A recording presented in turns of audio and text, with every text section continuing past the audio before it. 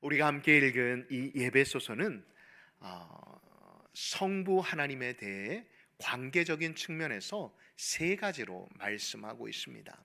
첫 번째로 우리 성자 하나님에 대해서는 가족 공동체를 보여주신다라고 말씀하고 있고, 두 번째 성자 예수님에 대해서는 그리스도는 교회의 몸이다라고 말씀하여 주시고, 세 번째로는 성령 하나님은 교회는 성령의 전이다라고 말씀하여 주고 계십니다. 교회를 성령, 다시 말해 관계적인 측면에서 정의하면 바로 전이다, 예배당이다라고 말할 수 있는 것입니다. 이 성령 안에서 만들어져 가는 교회, 하나님의 전이 함께 우리 한 사람 한 사람이 연결되어져 아름다운 예배당, 전이 되기 위해서 필요한 것은 무엇일까요? 저는 오늘 본문에만 국한되어 있지 않고 예배소서와 빌립보서를 우리가 함께 살펴보며 하나님께서 원하시는, 또한 우리가 필요로 하는 아름다운 성전이 되기 위해 필요한 것 세 가지를 살펴보도록 하겠습니다. 첫 번째로는 지식이 있어야 합니다. 그리고 두 번째로는 허물이 없어야 합니다. 그리고 세 번째로는 열매가 넘쳐나야 합니다. 요즘 사회를 살펴보면 사랑이라는 말이 너무나도 난무하는 것 같습니다. 그러다 보니 인간관계가 오히려 더 꼬여질 때가 많음을 발견합니다. 한쪽에서는 왜 사랑이 없냐라고 성토하면서도 다른 한쪽에서는 나는 사랑을 했는데 왜 그것을 느끼지 못하였느냐라고 이야기를 합니다. 사랑이란 그만큼 각자의 상황과 형편에 따라 이해할 수밖에 없기에 서로 다르게 받고 이해할 수밖에 없는 것입니다. 심리학자들은 사랑은 감정이기도 하지만 그것보다 사랑은 의지다라고 말을 합니다. 우리가 성경의 말씀을 통해 살펴보면 내 원수를 사랑하라 라는 말씀을 한번 생각해 보시기 바랍니다. 여러분, 이 사랑은 감정으로 받아들이게 되어지면 우리가 원수를 사랑할 수 있을까요? 사랑할 수 없을 것입니다. 그러나 사랑은 내 감정에도 불구하고 의지로 사랑해야 우리는 내가 싫어하는 사람, 내가 만나기 싫어하는 사람, 부담스러운 사람도 우리가 다가갈 수 있을 뿐만 아니라 내가 예수님의 사랑으로 사랑할 수 있게 되어지는 것입니다. 그러므로 사랑은 늘 감정과 의지를 놓고 싸우는 게 아닌가 생각이 되어집니다. 그러나 우리가 기억해야 할 것은 사랑은 감정에 속지 말아야 한다는 것을 잊지 마시기 바랍니다. 그래서 예수 안에서 함께 지어져 가는 하나님이 기뻐하시는 교회가 되기 위해서 가장 먼저 사랑에 대한 지식이 있어야 합니다. 사도 바울이 소아시아의 여러 교회를 개척하고 세워나가면서 끔찍하게 생각했던 교회가 있었습니다. 그 교회는 바로 빌립보 교회입니다. 이 사실에 대해 빌립보서 1장 8절에서는 이렇게 말씀하고 있습니다. 내가 예수 그리스도의 심장으로 너희 무리를 얼마나 사모하는지 하나님이 내 증인이라 라고 말입니다. 사도 바울은 자신의 심장으로 이 빌립보 교회를 사랑했다라고 말하고 있습니다.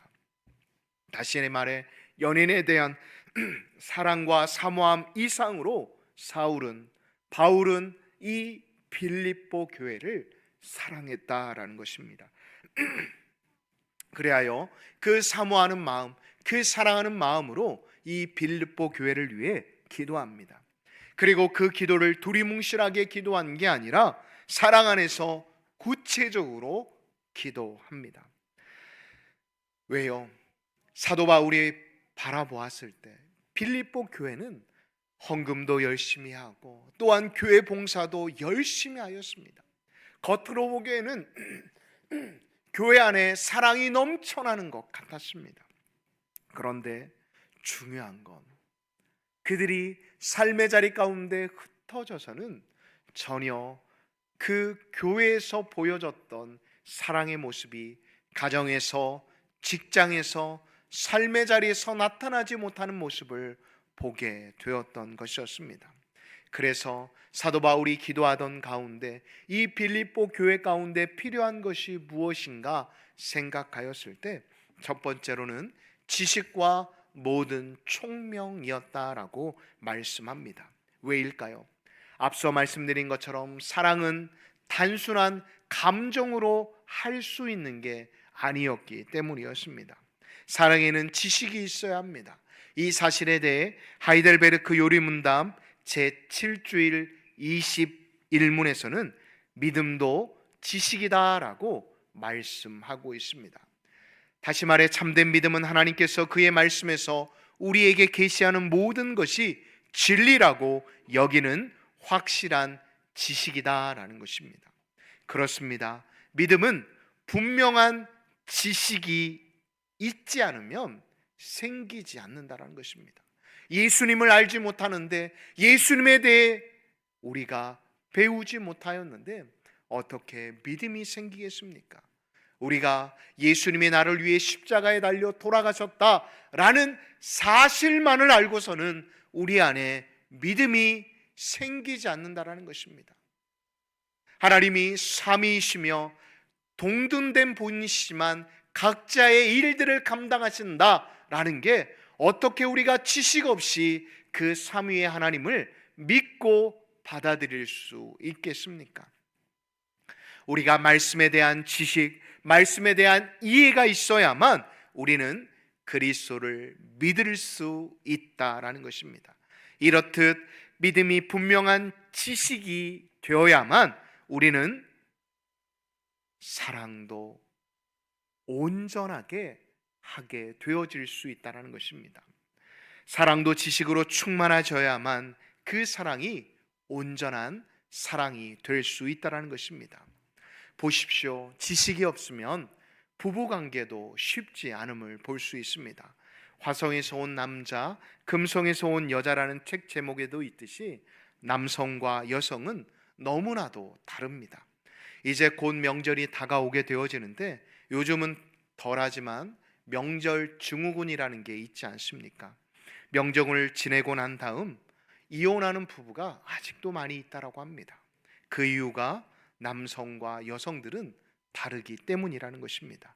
남편들은 보통 어떠한 일이 생기게 돼서 아내와 다투게 되어지면 문제 해결책을 내놓는다고 합니다.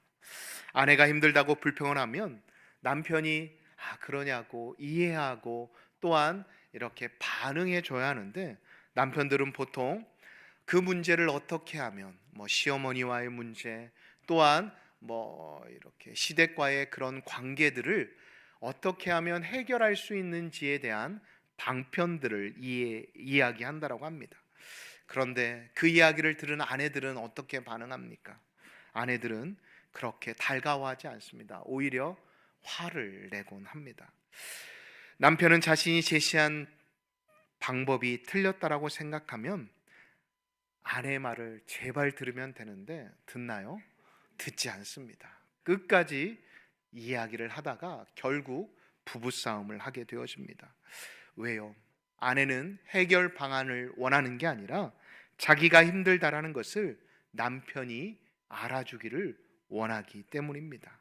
수고했어, 고마워, 당신이 있어 나는 참 행복한 남자야 라는 이 이야기를 듣고 싶은데 남편들은 이건 이렇게 하면 돼 라고 문제 해결만을 이야기하기 때문입니다. 왜 이러한 일들이 있을까요? 바로 우리 부모로부터 또한 세상으로부터 진정한 사랑의 지식을, 지혜를 배우지 못하였기 때문입니다. 두 번째로는 진실과 허물이 없음을 구해야 합니다.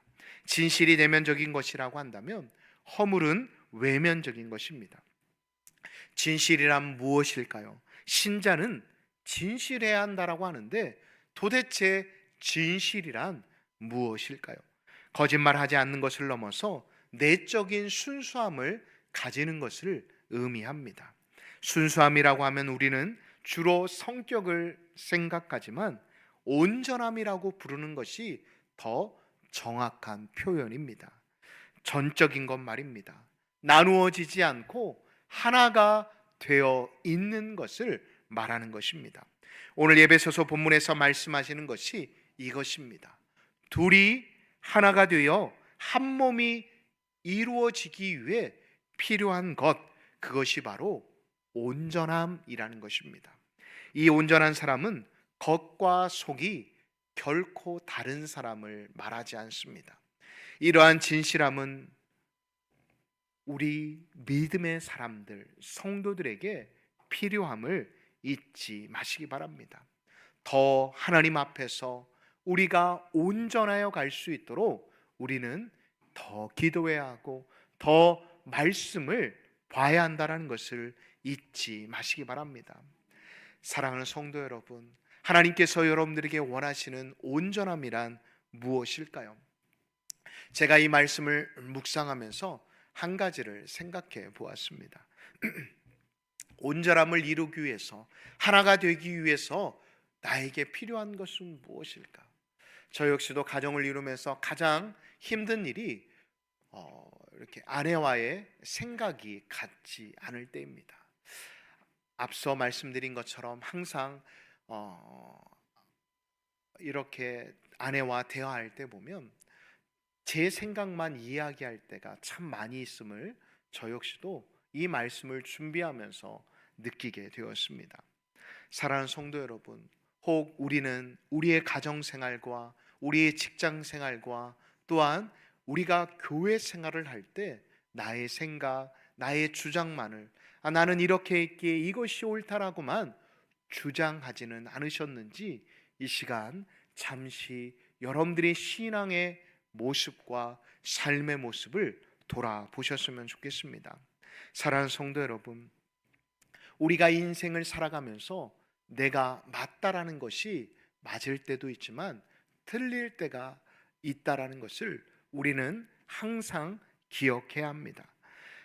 사도 바울 역시도 자신이 목회하는 많은 소아시아 교회들이 이러한 부분들, 예수님을 믿게 되었고 또한 성령님을 만나게 되었음에도 불구하고 자신이 살아왔던 배경과 자신이 경험했던 삶의 자리의 지식들로 인해 많은 사람들을 판단하고 많은 사람들을 정죄하는 모습들이 교회 안에 있게 되었음을 보게 되었습니다. 그러다 보니 성도들이 서로 온전하여 지어야 감에도 불구하고 교회 안에서 서로가 서로를 힐난하고 서로가 서로를 향해 손가락질하는 모습들이 교회 안에 나타나게 되었다라는 것입니다. 특별히 사도 바울이 고기를 먹는 부분에 있어서 교회가 시끄러워지게 되자 이렇게 말씀합니다. 사도 바울은 자신 역시도 고기를 먹을 수 있는 자유가 있지만 자신이 고기를 먹게 되어짐으로 인해 다른 사람들이 시험을 받게 되어진다라고 한다면 자신은 고기를 먹지 않겠다라고 이야기합니다. 왜요? 당시에 시장에서 파는 고기는 대부분 신전에 바쳐진 후에 시장에 내다 판 고기들이었다라고 합니다. 그래서 고기를 먹는 것은 처음 믿는 성도들이나 교회에 다니지 않는 이들이 고기를 믿음의 사람들이 먹게 되어지면 시험에 드는 적이 있었다라는 것입니다. 또한 교회 안에서도 고기를 먹는 사람과 먹지 않는 사람들이 서로 그것을 가지고 분쟁하고 서로 그것을 가지고 옳다 그르다를 따지게 되었다라는 것입니다. 그렇게 되어다 보니 어떻게 되었을까요? 교회 안에 예배는 있지만 교회 안에 그리스도의 사랑이 사라지게 되었음을 사도 바울은 발견하게 되었던 것입니다. 사랑하는 성도 여러분, 교회 오래 다니는 성도님들이 보면 훈수 두는 경우들이 참 많이 있습니다. 이건 이렇게 해야 돼. 어느 순간 목사님과 친하다라고 생각되어지는 분들이 보면 이들은 교회에서 목사의 이름을 팔아서 자기 마음대로 하는 이들이 있음을 다른 교회에서 보면 보게 되어집니다. 사랑하는 성도 여러분, 절대 그러면 안 됩니다. 그건 다른 이들을 넘어뜨리게 하는 행동이며 성령이 내주하시는 이의 행동이 아님을 우리는 잊지 말아야 한답니다. 그런다라고 해서 눈치 보면서 신앙생활 또한 우리의 삶의 자리를 살아가라고 말씀드리는 게 아닙니다. 신자는 서로에게 속하였기에 이 사람이 나의 이 행동으로 상처받고 하나님과 화목되는데 방해물이 될 것 같다라고 한다면 우리가 하지 말아야 한다라는 것을 말씀드리는 것입니다. 우리가 살인도 3번만 생각하면 하지 않는다라고 하는 옛말이 있지 않습니까? 우리가 항상 어떠한 일들을 하게 되어질 때 목사님이라면 어떻게 하셨을까 아니라 예수님이라면 어떻게 하셨을까? 예수님이라면 이 말과 이 행동에 대해 어떻게 생각하실까를 우리가 생각하고 행동하며 말하게 되어진다라고 한다면 우리 한 사람 한 사람이 또한 우리가 모여있는 이 공동체가 온전하여지게 되어진다라는 것을 잊지 마시기 바랍니다. 마지막으로 그리스도 안에서 함께 지어져가는 교회가 되기 위해서 필요한 것은 무엇일까요? 열매가 맺혀져야 한다는 것입니다. 신약 성경에는 열매에 대한 말씀이 참 많이 등장합니다. 예수님은 열매로 그들을 알게 되어진다라고 말씀하여 주고 계십니다. 예수님은 열매 없는 무화과 나무를 보시며 열매 맺지 않는 나무는 찍어 불에 던져진다라고 말씀하여 주셨습니다. 자, 그렇다면 무엇이 열매일까요? 우리 눈에 보이는 성공과 또한 좋은 집, 좋은 차가 결코 성경이 말하는 성공의 모습일까요? 아닙니다. 성공이라는 열매만큼 많은 오해의 소지가 있는 게 없는 것 같습니다. 자, 그렇다면 무엇일까요? 바로 사랑입니다. 사랑만큼 더 좋은 열매가 어디에 있겠습니까? 이 사실에 대해 갈라디아서 5장 22절은 이렇게 성령의 열매를 가지고 말씀을 합니다. 오직 성령의 열매는 사랑과 희락과 화평과 그 나머지들을 말씀하고 있습니다. 다시 말해 사랑의 열매라는 것입니다. 사랑하는 성도 여러분, 우리가 진리 안에 거하지 않는 사랑은 교회의 모퉁이 돌이 되어주시는 예수님과 함께 붙들려 있지 않는 사랑은 결코 우리의 신앙생활에서 우리의 삶의 자리에서 풍성한 열매를 맺지 못한다는 것을 잊지 마시기 바랍니다. 바울이 오늘 본문 에베소서 2장의 말씀을 통해 2장의 말씀을 통해 교회의 본질을 설명하기 위해 건축물의 비유를 했지만 교회는 건물이 아니며 조직체도 아닙니다. 교회는 예수 그리스도와 연합한 하나의 유기체입니다. 즉 살아있는 생명체라는 것입니다. 그 사랑을 깨닫게 되었을 때 나를 드릴 수 있고 나를 희생할 수 있는 곳이 바로 교회라는 것입니다. 여러분들도 잘 알고 있는 찬송가 143장 웬 말인가 난리하여라는 찬송이 있습니다. 이 찬양은 앞을 보지 못하는 찬송 시인인 페니 크로스비가 작곡한 찬양입니다. 이 찬양은 어떻게 지어졌냐 하면 이 크로스비의 스승인 데오르드 캠프가 죽어가는 모습을 꿈속에서 이 시인이 보게 되었다고 합니다. 그리고 그 스승이 죽어가며 이 크로스비 시인을 향해 이렇게 말하였다고 합니다. 내가 천국에서 너를 만나 주겠니? 라고 말입니다. 이 꿈에서 깨어난 크로스비 시인은 자신이 천국에 갈 확신이 없다라는 사실을 깨닫기 시작하고 불안해지기 시작하였다고 합니다. 내가 선행하면 혹 천국에 갈 수 있을까 생각하여 그 당시 전염병이 창궐하던 뉴욕시의 간호사로 지원하게 되었다고 합니다. 간호사로 일하면서도 계속 불안함과 걱정이 이 크로스비의 삶을 엄습해 왔다라고 합니다. 그러던 어느 날 어느 교회 집회에 참여하게 되었다라고 합니다. 그때 그녀는 예수님이, 성령님이 자신을 부르시는 음성을 듣게 되었다라고 합니다. 그때 설교가 마치고 찬송을 부르게 되어질 때 그녀의 머릿속에 143장의 찬송의 가사가 들려졌다라고 합니다. 웬 말인가 날 위하여 주 돌아가셨네. 몸밖에 더 드릴 것 없어 이 몸 바칩니다 라는 가사를 생각하며 하염없이 눈물을 흘리게 되었다고 합니다. 그리고 그 위로부터 죽음에 대한 공포, 두려움에 대한 걱정들이 사라지게 되었다고 합니다. 사랑하는 광남의 가족 여러분, 사도 바울은 오늘 본문 에베소서 2장 22절을 통해 분명히 말씀하고 있습니다. 우리가 2장 22절의 말씀을 다 같이 한번 읽어보도록 하겠습니다. 너희도 성령 안에서 하나님이 거하실 처소가 되기 위하여 그리스도 예수 안에서 어떻게 지어져 간다고요?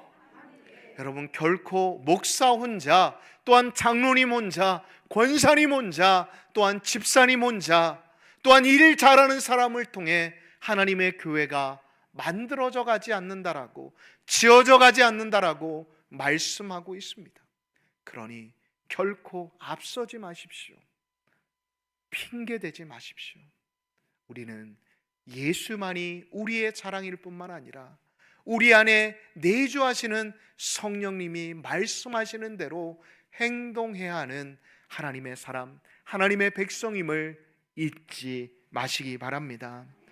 저는 무엇보다도 더욱이 이번 집회를 통해 우리 모두가 우리 가정 안에서, 교회 안에서, 사업장 안에서, 또한 교회 공동체 안에서, 또한 우리 아이들은 학교 공동체 안에서 어느 곳에 있던 간에 우리가 예수 안에서 서로 연합하여 나아갈 수 있는 하나님의 사람들, 그리하여 우리는 유기체이기에 각자의 자리에서 열매 맺는 삶을 살아낼 수 있는 하나님의 사람, 하나님의 백성이 되어지시기를 예수님의 이름으로 축복합니다. 아멘.